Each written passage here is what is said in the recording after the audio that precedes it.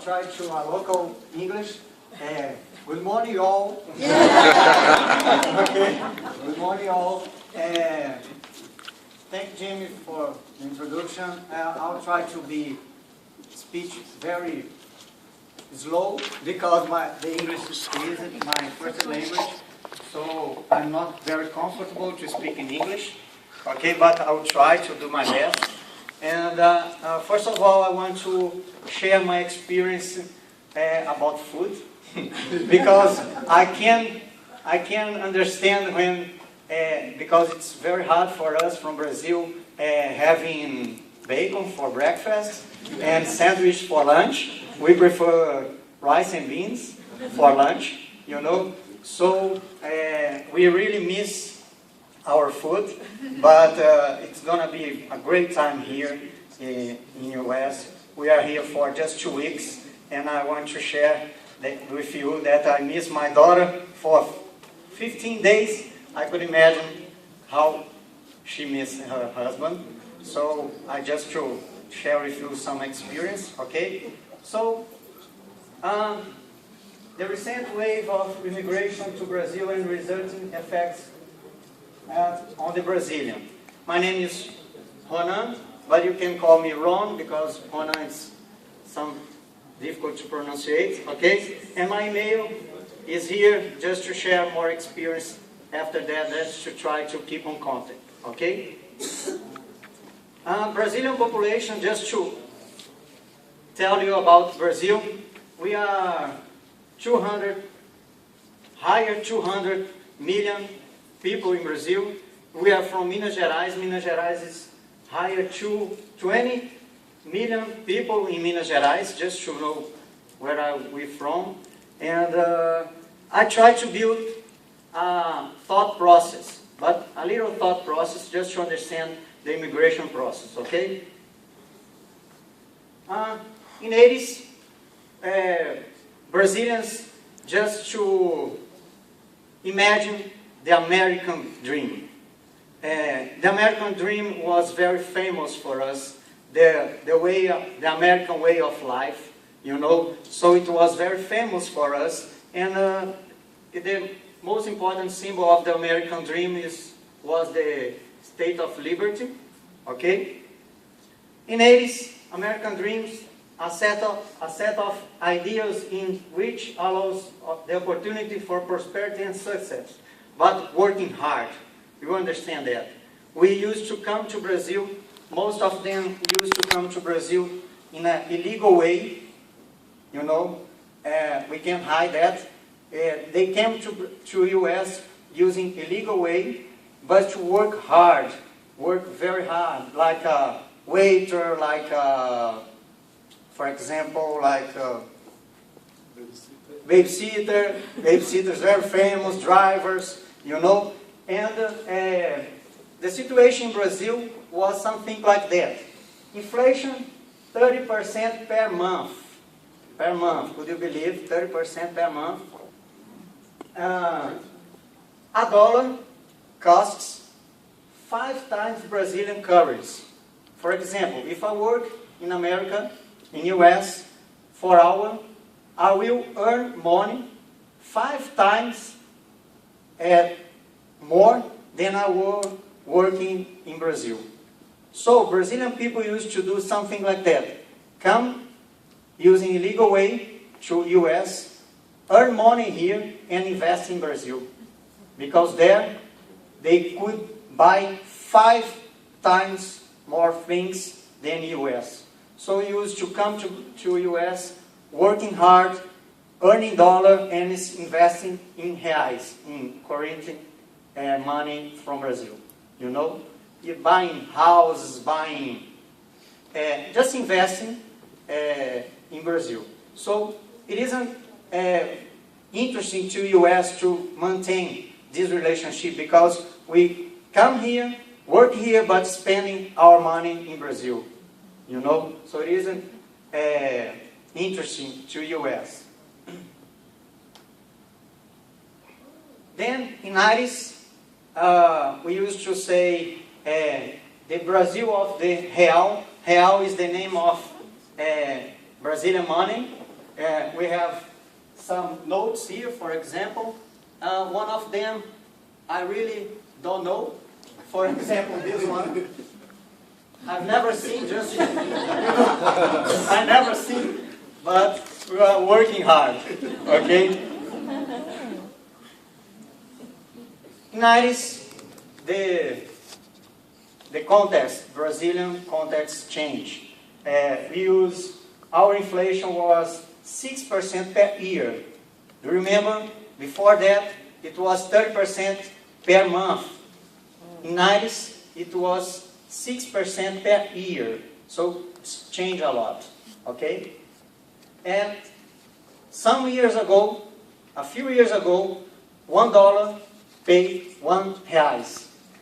$1 paid R$1. So we changed our relationship, financial and commercial relationship with US.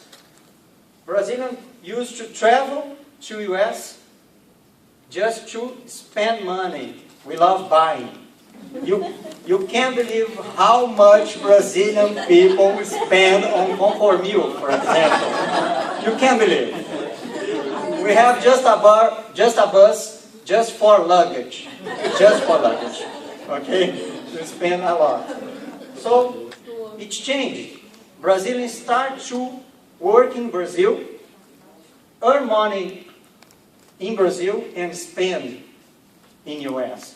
So it could be better for you in US, but it's not the best way for us in Brazil, you know. Then Brazil becomes to grow, the economy grows, and we start to be part of the group BRICS. Do you know BRICS? Yes. BRICS. At the same time that we have a financial crash in US, the same time. So Brazil was growing, and the United States had crashed. Okay? So, again, we changed our relationship with US. A great number of Brazilians come back to Brazil. We were working here, but we decided to come back to Brazil because there was better, you know.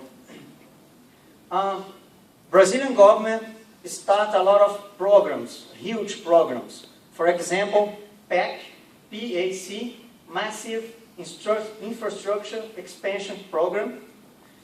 We were investing a lot of money on roads, bridge, you know, a lot of money on hospitals, house, you know.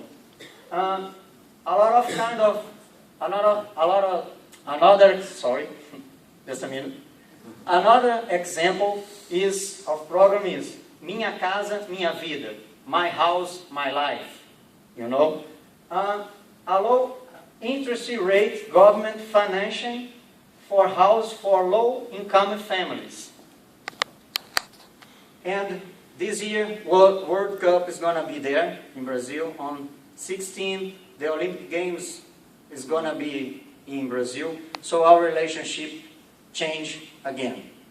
Now our commercial and financial are so tight. And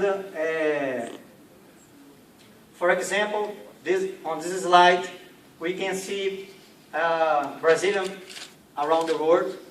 And it was respective 2011, okay, 211.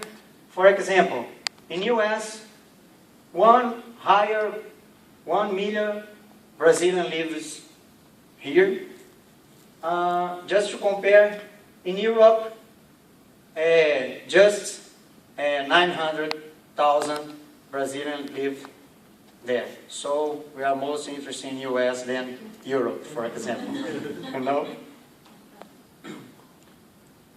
Currently, the China factor,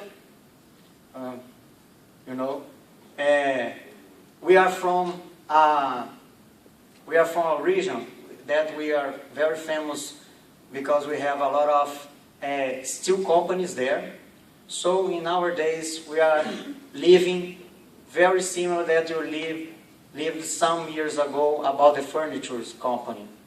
So now we are interested to come here to exchange experience because furniture companies some years ago and still companies in Brazil in nowadays are having a lot of difficulty to sell the steel, to sell the furniture because the China is a big, not problem, but a big challenge for us, you know. So Brazilian and US economy are recovering slowly since 2008. Current exchange rate, $1 for 2.40 reais currently. Correct, but it's changed every day. But currently, $1 per 2.40 reais. And now we have a different kind of program, government program, like science without borders, not brothers. Brazilian students are studying around the world, even in US. So again, our relationship with US changed. Now we are more interested to exchange experience, learn with you, and invite you to learn with Brazil because our country, we have a lot of interesting things there. And we are not just carnival, we aren't just soccer, you know, we are famous about that, but we have a lot of things to teach and learn with you, to exchange, you know. For example, US is currently Brazil's third largest trading partner, for example, the third. So it's very interesting for us to come here and you visit us because we could be a good partner of business, okay? Now another example, an example that our relationship will change. We are from Brazil, we are 14 here, and just here to exchange experience, trying to develop our English, and buy too. Buying. Katia, do you know Walmart? So, I really say thank you for your attention. I know we are late, so I speak a little bit, but we really interested to keep on contact, and I just want to teach how to say thank you in Portuguese, because all the time it's hard for us here, especially today, because we listen in Spanish, translate in English, and understand in Portuguese. It's hard for our brain, you know, working hard all the time. So, just to teach you thank you, in Portuguese we used to say obrigado. And special thanks for Beverly, Melissa, because it's a great opportunity for us. And special thanks for Calder Community College because we have a great opportunity to come here. We're really glad to be here. And thank you for you about your attention. Thank you, guys. Obrigado.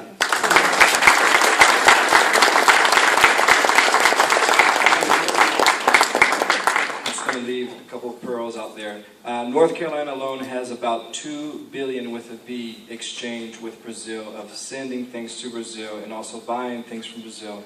So our ambassador, last time he came to the United States to visit, he stopped by Charlotte before he went to Washington, D.C. to say, look, Washington, D.C. is important, but North Carolina has grown in importance. There's 6 Brazilian companies in the Charlotte area alone. And every time you drive through Lincolnton, you're going to see a Brazilian flag, a North Carolina flag, and the company flag is a sabó. So there's many of those. We don't think about those things, but it exists here. So it's interesting to see how Brazil has been changing, and the relationship has been changing with the United States from United States and Brazil to now being a more one-to-one type of partnership with, like I said, exchange knowledge rather than just seeking. So there's a give and take now, so that's very special. Thanks so much for letting us speak, and if you have any questions, I guess we'll do that later since we're going to have the next speaker coming here. Thanks so much.